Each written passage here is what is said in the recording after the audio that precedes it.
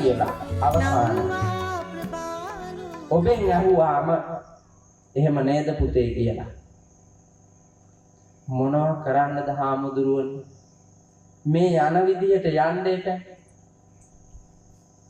යන විදිහ වැරදි කියලා මේ කියන්නේ ගෙවන ජීවිත ක්‍රියාවලිය වැරදි සමාජ ක්‍රමය වැරදි ජීවන උපක්‍රම වැරදි ඒවා පිරිසිදු කොට නිවැරදි කොට නිවැරදි ගමනක් යන්න වීරිය කරන්න කියලා බණ කිව්වහම අවසානයේ නැගිටින්නේ කරන්න දෙයක් නැහැ මේ යන විදිහට යන්න එපයි කියලා නම් බණ හීමෙන් ඇති වැඩක් තියනවා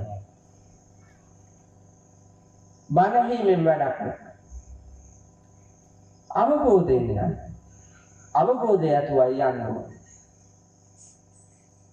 අවබෝධිත ජීවිතේ හරි ලස්සන කරන්න පුළුවන් මම ප්‍රායෝගිකව දන්නවා මම පැවිදි වුණාට පස්සේ මගේ ජීවිතේ මොන තරම් සුන්දරද මම අවුරුදු 23 නේ මහානම් භද්‍ර යෞවන වයස මම ලෞකික රාගික සැප විඳින්න තිබ්බ වෙලාව එව්වා ටික අතෑරලා කසාවතට බැඳි ස්නේහයෙන් තුනුරුවන් පිළිබඳලත් අවබෝධයෙන් පැවිද්දට ඇවිදින් ඒ පැවිද්ද පෝසත් කොට මන් ලබන සතුට සනසීම ප්‍රීතිය ඔයාලා කාටවත් නැහැ ඇත්තටම පැවිද්ද හොඳයිද ඔයාලා කාට හරි හිතෙනවද පැවිද්ද හොඳයි කියලා ඔයාලා කවුරුවත් පැවිද්දට ආදරේ නැහැ ඔයාලා කවුරුත් පැවිද්දට ආසා නැහැ පැවිද්දට ආදරේ නම් පැවිද්දට ආසයි නම් ඔය ඉන්න තැනින් මෙතෙන්ට එනවනේ මේ තරම් සැපතක් විඳින්න ඔය පැත්තේ ඉඳලා කවදාවත් හම්බෙන්නේ අඩුතරමේ මෙහෙම පුටුවක ඉඳගන්න හම්බෙනවද අප්පා දිවිතෙක් මෙහෙම පුටුවක ඉඳගන්නවත් හම්බෙනවද හම්බෙන්නේ මේ වාගේ විසිතුරු තැනක් නිර්මාණය කරලා මෙහෙම තියන්න ඒක සංසාරයේ බොහෝ කල් සිට පෙරූ පාරමී ධර්මයක බලය මේ භව ගමනේදී වැඩූ වීර්යයේ ප්‍රතිඵලය මේ ලබලා තියෙන්නේ ඒ හින්දා මං ප්‍රීතියෙන් ඉන්නේ මං ඊටම ප්‍රීතියෙන් ඉන්නේ නිදහස් නිකල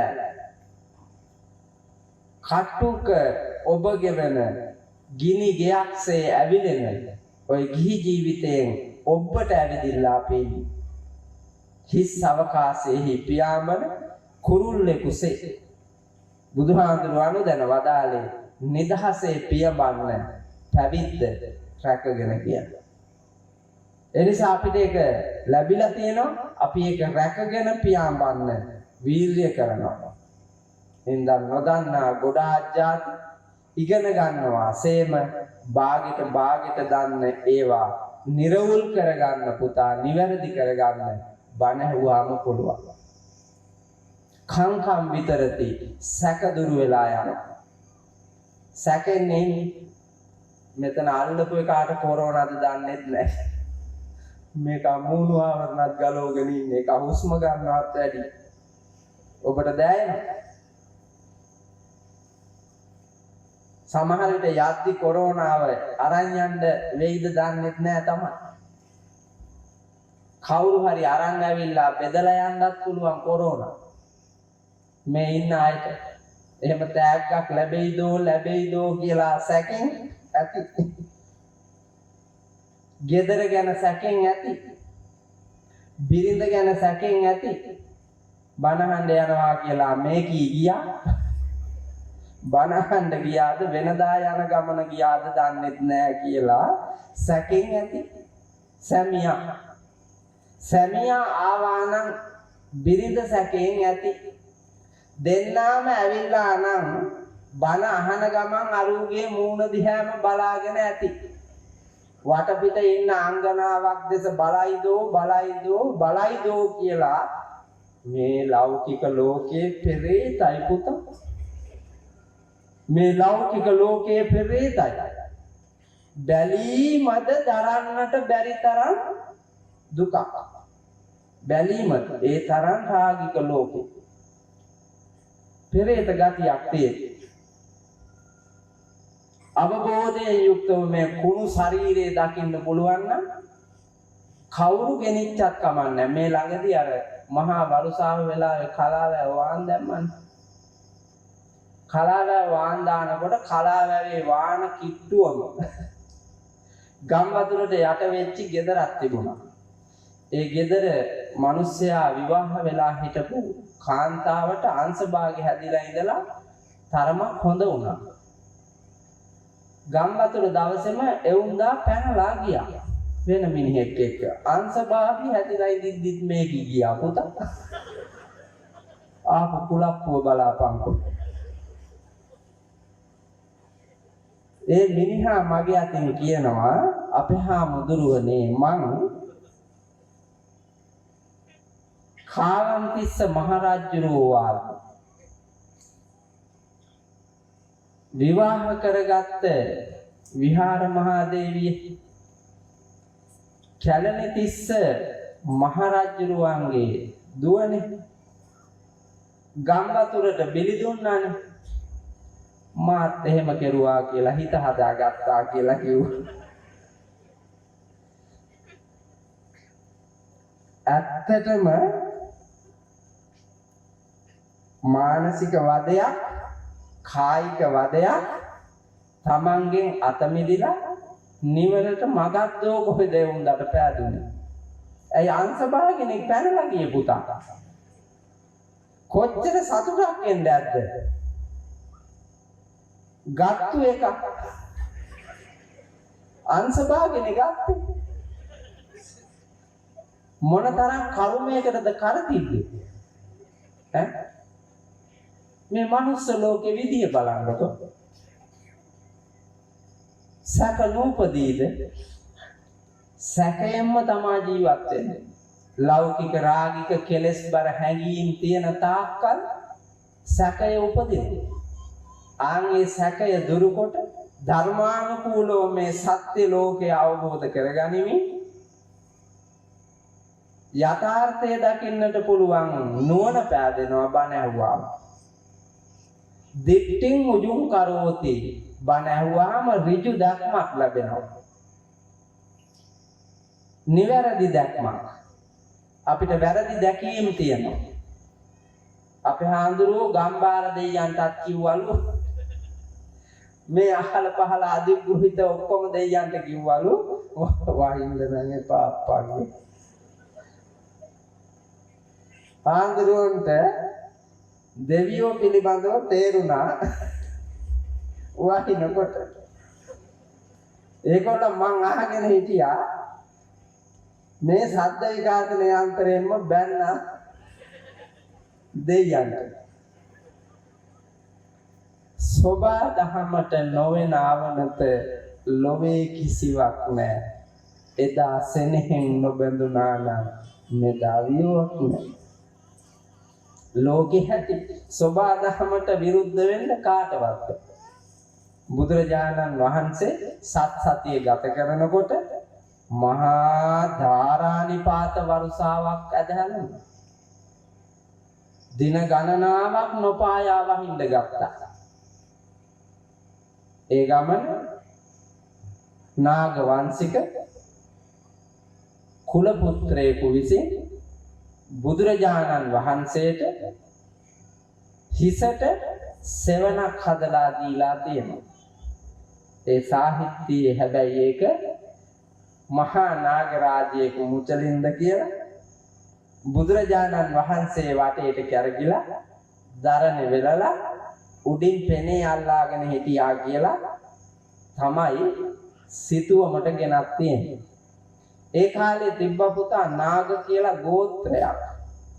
ඒ නාග ගෝත්‍රයෙහි මා දකින විදිය මේ කියන්නේ. මට දැනෙන විදිය මේ කියන්නේ. ඒ නාග නායකයා විසින් බුදුරජාණන් වහන්සේට හිසට සෙවන දුන්නා. ඒ නාග කියන නාමය නිසා නාග රාජ්‍යයක් නිර්මාණය වුණාය කියලායි මගේ දැක්ම. බුදුහාඳුරෝ යක්කු දමනය කරන්න ඇවිත් තියෙනවානේ ලංකාවට. නාගයෝ දමනය කරන්න ඇවිල්ලා තියෙනවානේ ලංකාවට. ඇත්තටම නයිද? නෑ පුතා, නාග ගෝත්‍රික චූලෝදර මහෝදර මයංගනේ යක්ෂ ගෝත්‍රික ජනතාව ගහගත්තා. දැනටත් ඉන්නේ ඌරු ගෝත්‍රයේ අය ලංකාවේ. ඉන්නා නේද? කොහෙද?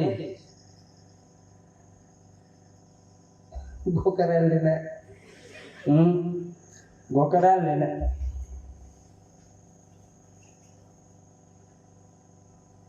ඌරු වරිගේ වන්නිලා ඇත්තෝ. දඹානේ ඉන්නේ. මයංගනේ මයංගනේම ඉන්නේ ඌරු වරිගේ.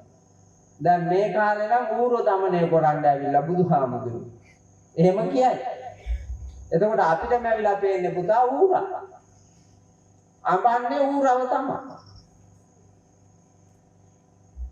සිතුවමට ගේනකොට. හැබැයි අර ගෝත්‍රය අපි අරන් නැහැ. එඳයි නාග ගෝත්‍රිකයා බුදුරජාණන් වහන්සේට සෙවණ හදලා දුන්නා. බුදුහාමුදුරුවන්ටත් බැරි වුණා සෝබා දහමට එරෙහි වෙන්න. මේ ලෝකේ දෙවියෝ හිටියාට සෝබා දහමට එරෙහි වෙන්න බෑ. සෝබා දහමට අවනතයි දෙවියෝ. ඒක වළක්වන්න. අපි හිත හදාගන්න පොල් එල්ලුවාට පඳුරු බැන්දාට නවතින්නේ. දෙවියන්ට කළ හැකි දේත් තියෙනවා, නොහැකි දේත් තියෙනවා. මිනිස්සුන්ට කළ හැකි දේත් තියෙනවා, නොහැකි දේත් තියෙනවා. මට වෙලාවකට හිතෙනවා මිනිහට වඩා ශ්‍රේෂ්ඨ වෙන, දෙවියන්ට වඩා ශ්‍රේෂ්ඨ වෙන විතකදී බල්ලෝද සිටි. නෑ. පොලිස් නිලධාරීන්ට වඩා ශ්‍රේෂ්ඨ බල්ලෝ නෑ. ඇයි පොලිස් සුනකයා?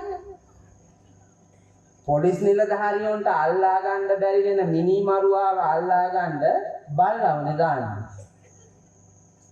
පොලිස් නිලධාරියා පස්සේ යනවා, බල්ලා ඉස්සරලා යනවා, අල්ලලා දීපුවාම මාංචු දා ගන්නවා. එතකොට කවුද ශ්‍රේෂ්ඨ? බල්ලා. නමුත් ඒ බල්ලා පොලිස් නිලධාරියාට වඩා උතුම්ද? නෑනේ පුතා. නෑ. එහෙම එක එක කොට්ටාසයන්ට ආවේනික ගති තියෙනවා. ඒ ගතිය මත පිහිටලා ඌ ඉන්න ලෝකයේ උත්තමයා නෙමෙයි. මේ ලෝකේ හදපු දේවල් ඔක්කොම මිනිස්සුනේ හදලා තියෙන්නේ. මිනිස්සු ශ්‍රේෂ්ඨ. එහෙනම් දෙවියන් වැඳ වැඳ, යක්කු වැඳ වැඳ, පෙරේතයෝ වැඳ වැඳ, භූතයෝ වැඳ වැඳ ඉන්නවට වඩා මිනිහට වැඳ වැඳ ඉන්න එක තමයි ඊටාම උත්තරීතර. මනුෂ්‍යත්වයට මේ ලෝකේ උත්තරීතරත්වයට ආපු මිනිහෙක්. උත්තම මිනිස්සෙක්. වන්දනා කරනවා. පිරිනිවන් පාලා වසර දහස් ගාණක් ගෙවිලා. බලන්නකෝ තියලා තියෙන මල් 365 දවසේම කණ්ඩ දෙන මිනිහට මෙහෙම එක දවසක්වත් ජානක උඹේ ගෑණි එක දවසක් මෙහෙම තියලා තියනවද? එක දවසක් සිංහල අලුත් අවුරුද්දට අපේ මිනිහා 365 දවසේම කණ්ඩ දුන්නා. භාග්‍යවත් දවස් ඇවිල්ලා තියෙන්නේ මේක අවසර සම්ඩෝනෑ කිය. අඩුම තරමේ මෙහෙම එකක් කෙරුවද? නෑ. පිරිනිවන් පාලා අවුරුදු 10 ගාණක් ගිහිල්ලා ඉන්දියාවේ උත්පත්ති ලැබුවේ. ඉන්දියාවේ හැදුනේ වැඩුනේ තැනුනේ ඉගෙන ගත්තේ. ඉන්දියාවේ බුද්ධත්වයට පත් උනේ. ඉන්දියාවේ බොහෝ කාලයක් ඉඳලා පිරිනිවන් පාවදාලේ. ඒ උත්තම ශාස්ත්‍රවරයාව ලෝකෙම පුතා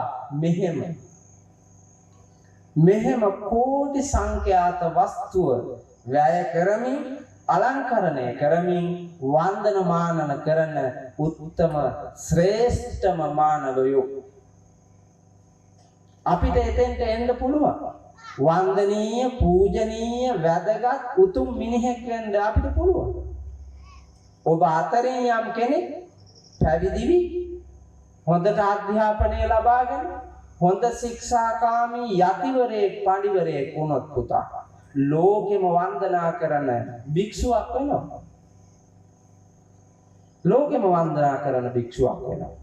බුද්ධ පුත්‍රයාණන් වහන්සේ නමක් වීමේ භාග්‍යය තියෙනවා. බුදු පුතෙක් හරි වෙන්න පුළුවන්. බුදු වෙන්න බැරි වුණා. බුදු පුතා වීමත් හරි වටිනවා. බුදු පුතා වීමත් වටිනවා. ඒ නිසා සැක දුරු කොට දෘෂ්ටියෙන් යුක්තව සැබෑ දැක්ම ලබන්න බණ ඇහුවාම අපිට ලැබෙන චිත්ත මස්ස පසීදති පුතා මේ ගෙවන ජීවිතය තුලත් සංසාර ගමනේ උපදින භවයන්හිදීත් මරණයෙන් සමුගෙන යන මොහොතේදී සතුටින් ජීවත් වීමේ වාග්ය ඔබට ලැබෙන්නේ හොඳින් ධර්මය අවබෝධ කරගත්තා. බණ ඇහුවා මේක ලැබෙනවා. ඒ උතුම් වාසනා ගුණ සියල්ලම ලැබීමේ උත්තරීතර පුණ්‍ය කර්මයක් තමයි මේ වෙලාවේදී ඔබට මේ අහන්න, දකින්න, විඳින්න ලැබිලා තියෙන්නේ. සිරි සදහම් කලන මිතුරු යෞවන බෞද්ධ සමිතිය මගින් මෙහෙයවා ගෞරවනීය උතුරුපව්ව රාජමහා විහාරාධිපති හිරියාල හත්පත්වේ ප්‍රධාන සංඝනායක අපේ ගෞරවනීය නායක හාමුදුරුවන් වහන්සේගේ අවවාද අනුශාසනා මත මේ මළුවේදී මේ ධම් සභා මණ්ඩපයේදී ඔබට ලැබිලා තියෙනවා. ඒ ලැබුණු උතුම් අවස්ථාවෙන් ඔබ ප්‍රයෝජන ගන්නා ගමන් ඔබ හා බැඳුණු සමස්ත සමාජයේටම යම් ධර්මඥානයක් ලබා දෙන්නට මේ උතුම් ධර්ම දේශනාව අවබෝධ කරගනිමි, අවබෝධ වේවා කියන හැඟීමෙන් සාදුකාරයක් පවත්වමින් බණහඬ ලෑස්ති වෙන්න. පින්තුනි, මම මාතෘකා කරන්නට යෙදුනේ ඔබ සමාදන් වුණු පංචශීලයමයි. මම අද ඔබට කියන්න හිතේ තියාගෙන ආවේ නම් මම ආනන්ද හාමුදුරුවොත් එක්ක සාකච්ඡා කරමින් ආවේ වෙන මාතෘකාවක්. ආනන්ද හාමුදුරුවන්ට හිතෙන්නත් ඇති හාමුදුරුවෝ කියපු එක නෙමෙයිනේ මාතෘකා කළේ කියලා. ධම්මපදයේ සහස්ස වර්ගයේ ගාථාවක් තමයි මම මාතෘකා කරන්නට හිතාගෙන හිටියේ. යෝ සහස්සං සහස්සෙන් කියන ගාථාව. මට හිතුණා ගොකරැල්ලේ මෙවුන්දලාට ඒක මදි වගේ කියලා. එහෙනම් මම වෙනස් කළා. ආටානාටිය සූත්‍ර දේශනාවේදී ලෞතර බුදුරජාණන් වහන්සේ ඉදිරියේ සතරවරන් දෙවියෝ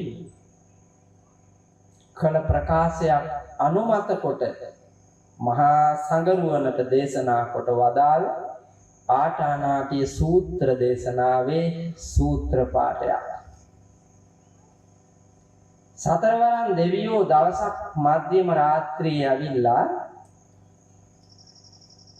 බුදුරජාණන් වහන්සේගෙන් අහනවා, භාග්‍යවත් වූ ලෞතර බුදුරජාණන් වහන්සේ ඊතා නිර්මල වූ, පැහැදිලි වූ, නිවැරදි වූ, අවිහිංසාවාදී වූ සත්‍යයක්ම දේශනා කරන ඔබ වහන්සේට ඔබ වහන්සේගේ දේශනාව ලොව පුරා දේශනා කරන මහා සංඝරුවනට ඒ අනුගමනය කරමින් සැරිසරන ජීවත් වෙන උපාසක උපාසිකාවන්ටත් හිරිහැර කරන මිනිස්සු ඉන්නවා නේද?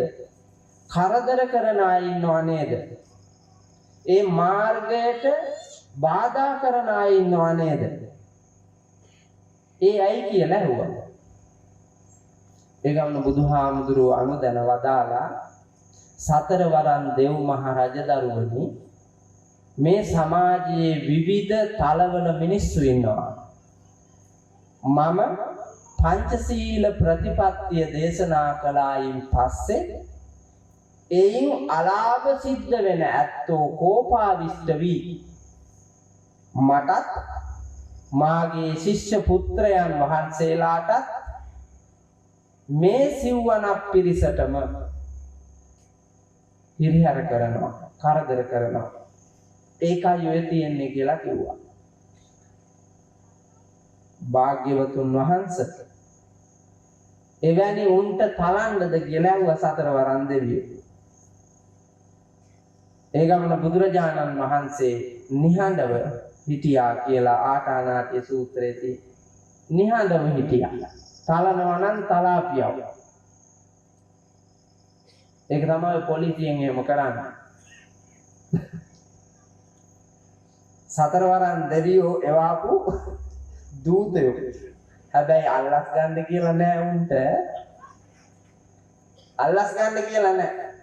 වංචා කරන්න කියලා නෑ. එහෙම කරාට සමහර තැන් වල හැබැයි හැමෝම නෙමෙයි උත්තම නිලධාරියෝ ඉන්නවා. සතර වරන් දෙවියෝගේ අනම ක්‍රියාත්මක කරන ඇත්තෝද නැත්තේ නෙමෙයි ඉන්නවා. ඒ අතරේ අර පෙරේතයන්ගේ බැල්ම වැටිච්ච ඇත්තෝද ඔය අතරේ ඉන්නවා පුතා. ඒක හැටි මේ අපේ චීවරය ඇතුළෙත් ඉන්නේ. මේ ලෝතුරා බුද්ධ පුත්‍රයාණන් වහන්සේලාගේ හැඩරුව ගත්ත මේ චීවරය දරාගත්ත ඇතමුන්ද අල්ලස් ගනිමින් හොරකම් කරමින් හැඩිකල් වැඩ ප්‍රස්ත්‍යාදුකාරයන්ගේ වැඩ කරමින් මේ සමාජ තලයේ ජීවත් වෙන අවස්ථා අපි දැකලා තියෙනවා. හිරගෙදරත් ඉන්නවා පුතා. හිරගෙදරත් ඉන්නවා අත්තලංගුවට අරගෙන ගෙනහිල්ලා දාලා. නැති තැනක් නැහැ. හැම ක්ෂේත්‍රයකම හැම සංස්ථාවකම හොර බොරු වංචා කරමින් ලෞකික රාගික කෙලෙස් බර ලෝකේ අතරමං වෙච්ච ඇත්තෝ ඉන්නවා. ඒකට හේතුව පංචශීල ප්‍රතිපත්තියවත් අඩුම තරමින් ගරු කරන්න බැරි පිරිසක් වී. ඇත්තටම පංචිල් වටිනවද? ඇයි මේක රැක ගන්න බැරි? රකින්න කිව්වහම හිතරි දෙන්නේ ඇයි? කෝපාවිෂ්ඨ වෙන්නේ ඇයි? පාඩුයි වාගේ දැනෙනව නේද? පන්සිල් රැක්කාම පාඩුයි වාගේ දැනෙනවා. අලාභයි වගේ දැනෙනවා. නිදහසක් නෑ වාගේ දැනෙනවා. සැපතට බාධාවක් වගේ දැනෙනවා. ඒක වාව ගන්න බැරිකම හින්දා සිල් ගන්නවා වාගේ ඉඳගෙන වංචා කොට සිල් බින්දිනවා පුතා. සිල් බින්දිනවා. හාමුදුරු කෙනෙක් නම් පරාජිකයි. භික්ෂුවක් නම් සිල් රකින්නවා වගේ සිට උපාසක උපාසිකාවන්ට ඒ බව අඟවා පූජනීයත්වයට ලැබෙන වරප්‍රසාද ලැබුවොත් පරාජිකයි. ඒක උත්තරී මනුෂ්‍ය ධම්ම පරාජිකාවට අහු වෙනවා. ගිහියෙකුත්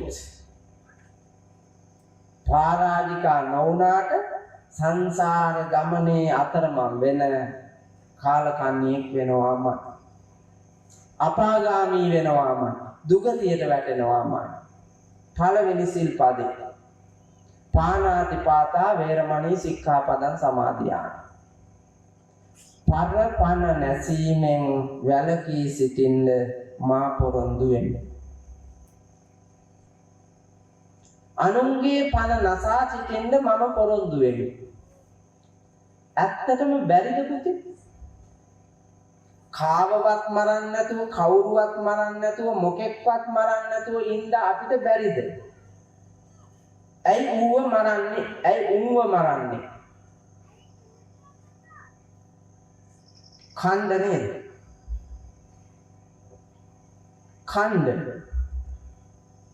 ඛණ්ඩමද මරන්න. නිදහසේ ඉන්න සමහරු මරනවා පුතා. ඛණ්ඩම නෙමෙයි මරන්නේ. නිදහසේ ඉන්න කියලා හිතාගෙනත් මරනවනේ. දැන් ණයාව මරනවා ඛණ්ඩ නෙමෙයි. ඌ දෂ්ට කරයි කියලා බයට ඌව මරලා විසික් කරනවා. පොළඟාව මරලා විසික් කරනවා. මදුරුවා වහනකොටම තලනවා. එකෙක්වත් අතාරිනවා දෙවමු නැහැ. හැබැයි ඌරා ගෝනා මුවා හරකා කුකුලා එළුවා බැටළුවා මෙව් මරන්නේ නැහැ. මස් වලට තියෙන පෙරේත කමට. ඒවා නැතුව ජීවත් වෙන්නම බැරිද? පුළුවන්. බුදුහාමුදුරුවෝ දැනවදානවා පුතා. සබ්බේත සම්ති දණ්ඩස්ස සබ්බේසං ජීවිතං පිය. අත්තානං උපමංකත්වා නහලේන ඝාතේ. අපි හැමෝම ආදරේනේ අපේ ජීවිතේට. හැම සතෙක්ම ඒ වගේම ආදරේ තමන්ගේ ජීවිතේට. කූඹියෙක් යන විට හිමීට ඔබ කෝටුවකින් බිමට තට්ටු කරන්න. කූඹියා වේගයෙන් දුවනවා. ඇයි? උගේ ආරක්ෂාව හොයාගන්න. අනතුරක් වෙයි. ජීවිතයට කියන බියෙන් දඬුවමට වේදනාවට කැමති නැහැ. මැරෙන්න කැමති නැහැ. හැම සතෙක්ම පුතා හැම අපි ඇතුළු හැම සතෙක්ම හැම.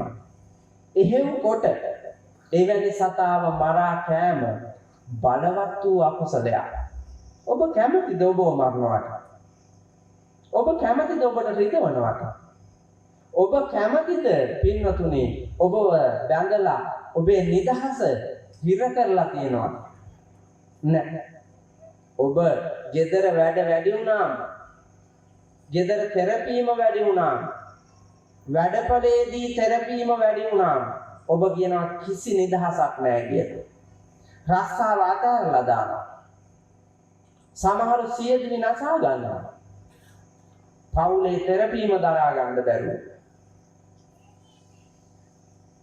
එහෙව් කොට කවුද පුතා මරණයට කැමති? කවුරුත් කැමති නැහැ. ඒ අකමැති වූ මරණයට යමෙක්ව ගොදුරු කරයිද ඒ පුද්ගලයාට බුදුරජාණන් වහන්සේ අනුදැන වදාරනවා සංසාර ගමනේ පරපණ නැසන ඇත්තෝ කෙටි ආයුෂ කාලයකදී මිය දෙනවා. උප්පත්තියෙන්ම කර්ම රෝගයකට ගොදුරු වෙනවා. තද බල අතරකඩදී වැළඳෙන කර්ම රෝග වලට භාජනය වෙනවා.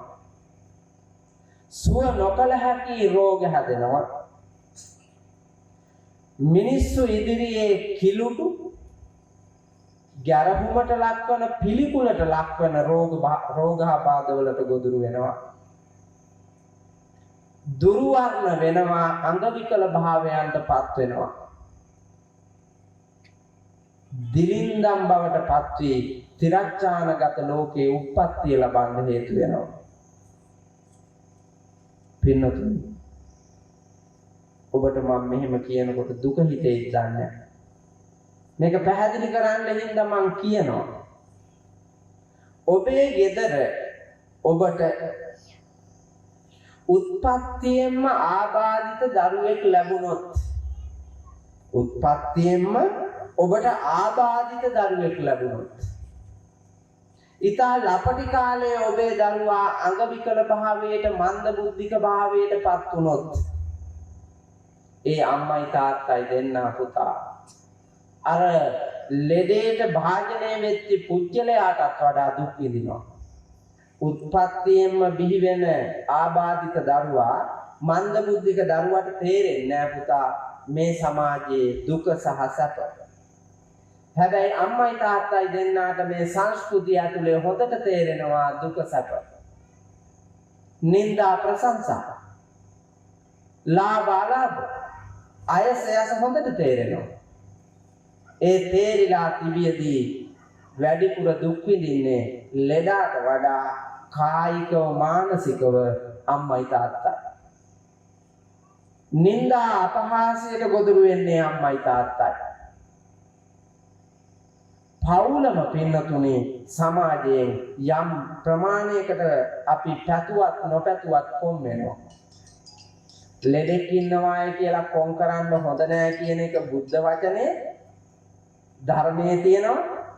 නමුත් පින්නතුනේ පෘථග්ජන කෙලෙස් බර ලෝකේ මන් දන්නවා කොම් වෙනවා. පිළිකුලට භාජනය කරනවා. ඒක තමයි ඇත්ත. ඔබ නෑ කියන්නේ. ඔබේ වයෝවෘද්ධ ඔත්කොල වෙලා ඉන්න අම්මට තාත්තට සලකන්න මැලියයි. ඒගොල්ලොන්ගේ තියෙන කිලුටු භාවයෙන් හින්දා. ඒගොල්ලොන්ගේ අපිරිසිදු භාවයෙන් හින්දා. ඔබේ ලස්සන සුන්දර ගෙදර කිලුටු කරනවාය කියලා. දුගඳ හමන තැනක් කරනවාය කියලා මහලු නිවාසයකටවත් ගිහින් දාන්න කියලා ඉල්ලීමක් කොට මහලු නිවාසයට විසිකන්නේ නිකන් නෙමෙයි. අර පිළිකුලට භාජනය කළා තමයි. පිටක්තරේකට කවරක් කරයිද? ගෙදරම තමන් වදාපු අම්මාටත් එහෙම කරනවා නම්, හදාපු තාත්තට එහෙම කරනවා නම්, පින්නතුනේ සංසාර ගමනේ අපි දැන් කියනවා ලෙඩක් වෙච්චාම අපි දැන් කියනවා අනේ පව් අර පුජ්‍යලයට මෙහෙම ලෙඩක් හැදිලා අහවලාගේ දරුවට මෙහෙම එකක් වෙලා කියලා කියනවා. අපි ලෙඩා පිළිබඳව කාරුණික වෙන එක හොඳ සත්පුරුෂ ගුණයක්.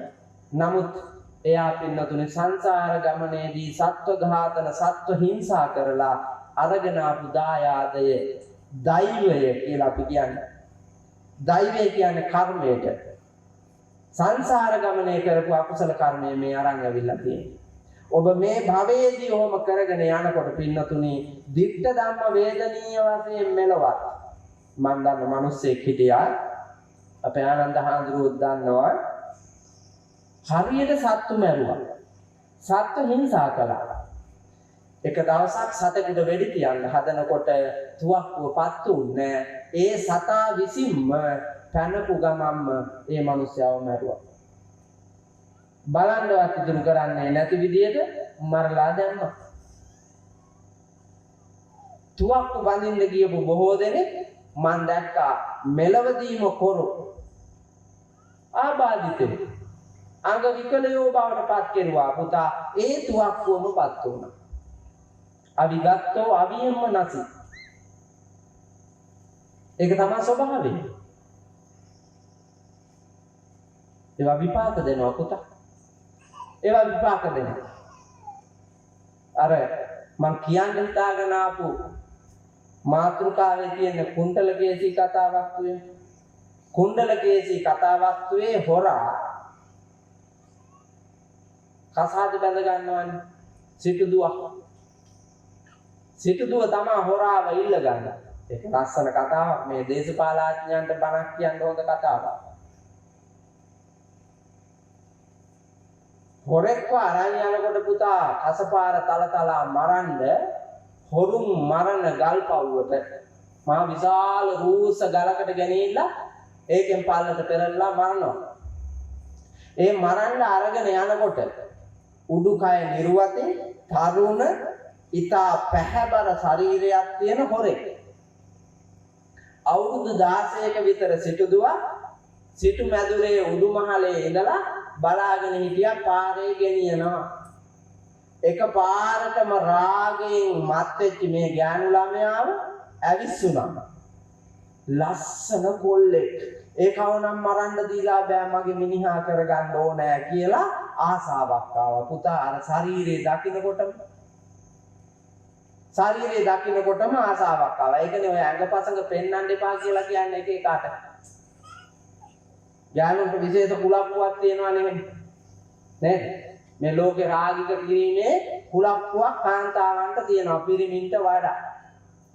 ඔෆිස් එකට ගියොත් එහෙම පිරිමි බෙල්ලටම හිර කරලා බොත්තම දාලා ඒක පාටියකුත් බැඳලා එල්ලෙන්න බෙල්ලට හිර කරලා මන්ද දාලා බොලට හැටම ඇඳලා කලිසම සපත්තු දෙකකුත් දාලා නියපොත්තක්වත් නෑ පේන්න. මැණික් කටුවටම දික් කරලා අත බොත්තම දාලා පේන්නේ මේ අත්ල පමණමයි. ඒ ඔෆිස් එකේම ඉන්නවා අංගනාවෝ ටිකක්. අරක මොන තරම් බෝසත් උනත් එව්ව කුලප්පු කරනවා මෙවුන්දා. ඔව්. සාරිය අඳිනවා පුතා පෙකණියටත් පල්ලේ. හැට්ටේ අඳිනවා උරපත්ත ගාව තියෙන්නේ. මට ඒක විස්තර කරන්න බෑ මෙතන. කඳ මැද්දෙන් පුතා අඩියක විතර කොටසක් ලෝකෙට පේන්න. ඇයි ඈ මොකද්ද හම්බෙන්නේ? ඒ කෑල්ල පෙන්නුවාම වැඩි පඩිද? ඔෆිස් එකේ වැඩි පඩි හම්බෙනවද? ලබන ආත්මේ උප්පත්තිය ලබන්නේ නම් අංගවිකල වෙලාමයි. ඔවුන්දලා ලබන ආත්මේ උපදින්නේ අංගවිකල වෙලාමයි. ඒක බෞද්ධ දර්ශනයට එකඟයි. සදාතනික ධර්ම එයමයි. මිනිස්සුන්ව කෙලෙස් බර කිරීම, රාගික කිරීම, ඒකට දිරිය දීම, අංගපසංග ප්‍රදර්ශනය කිරීම, ඒකෙන් උද්දාමයට අහංකාරකමටපත් වීම අංග විකලකමට හේතු වෙනවා. ඒක කාමයේ වරදවා හැසිරීම. මේ පංචශීලයේම තියෙන. එහිඳ අසුබයි. අර කෙල්ලට ආසා හිතිලා අර කොල්ලාට දෙමව්පියන්ට බල කරලා වදකයන්ට අල්ලසක් දීලා අපි හඳුන්නේ ඒ කාලෙත් තිබිලා තියෙනවා. වදකයන්ට මසුරන් දසදහසක අල්ලසක් දීලා හොරාව බේරගෙන අහිංසකේ හොරා වෙනුවට මරලා. දැන් මිනිහක් පෙන්නන්න ඕනේ. මිනිහක් පෙන්නන්න ඕනෑවට එකෙක්ව මැරුවා. මරලා හොරාව හංගගත්තා. හංගගෙන අරකි දීගෙට ගත්තා. හොරානේ පුතා.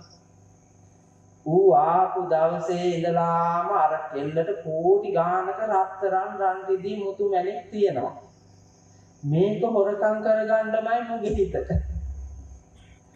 දැන් හොරකම් කරගන්න නම් මේ කිව මරන්නම වෙනවා. උපක්‍රමයක් යොදලා මරන්න ගෙනියන දවසේ බාරයක් වුණා.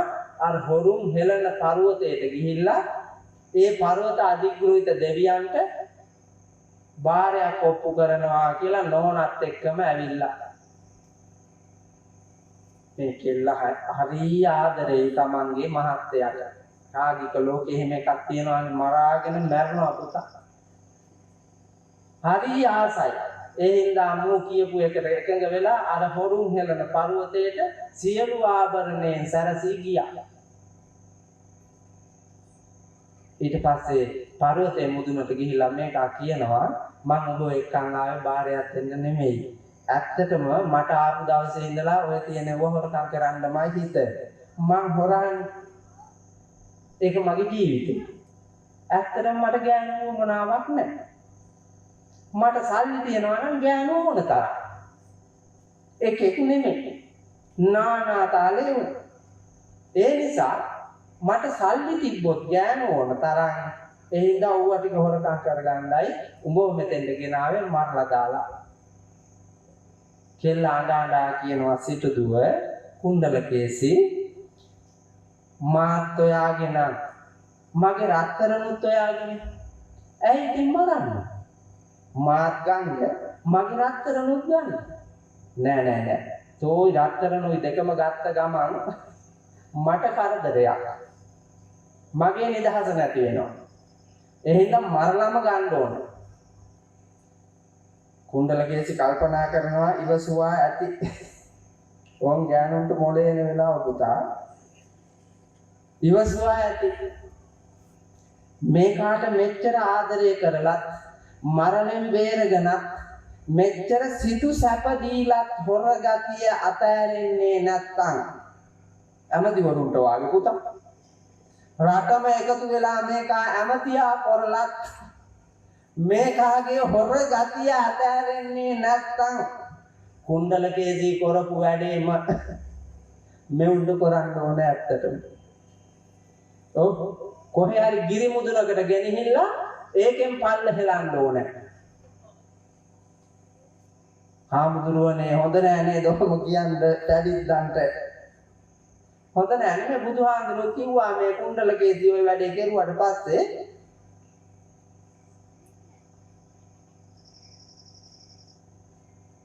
නරකක් වුණත් හොඳයි කියලා.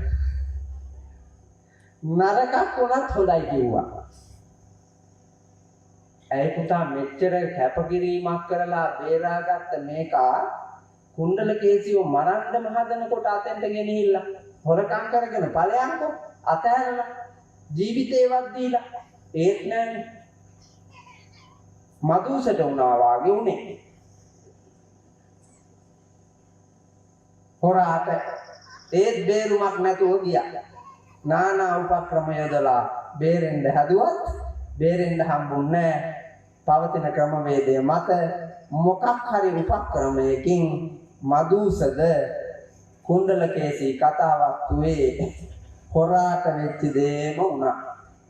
ඒ වගේම කුණ්ඩලකේසී පුතා අර හොරාට අවස්ථාව නොදී වැඳලා කිව්වා ඔයා ගන්න මේ රත්තරන්. මම මරණයට යන්න ආදරේ නාමේ ප්‍රේමේ නාමේ මං මරණයට යන්න. මාව මරන්න. හැබැයි මගේ එක ඉල්ලීමක් තියෙනවා. මට ඒක ඉටු කරගන්න දෙන්න කියලා කිව්වා. අද සමුගෙන යන ඔයාගේ මගේ සම්බන්ධය ඉවරයි. මම මැරෙනවා. ඔයා සතුටින් කොහේ හරි ජීවත් වීම මගේ ප්‍රාර්ථනාව. ඒ නිසා මට ඔබව පැදකුණු කරනවා කියන්නේ පුතා වටේට කැරකිලා වන්දනා කොට සිප වැළඳ ගන්න දෙන්න කියලා කිව්වා. ඒ කරලා පළවෙනි රාවුම ගිහිල්ලා ඉස්සරහට ඇවිල්ලා වැඳලා සිප වැළඳ ගත්තා. දෙවෙනි රාවුමත් කැරකිලා ඇවිල්ලා වැඳලා සිප වැළඳ ගත්තා. තුන්වෙනි රාවුමත් දැන් හොරා හිතනවා මේකේ කැරකිලා ඇවිල්ලා වඳි.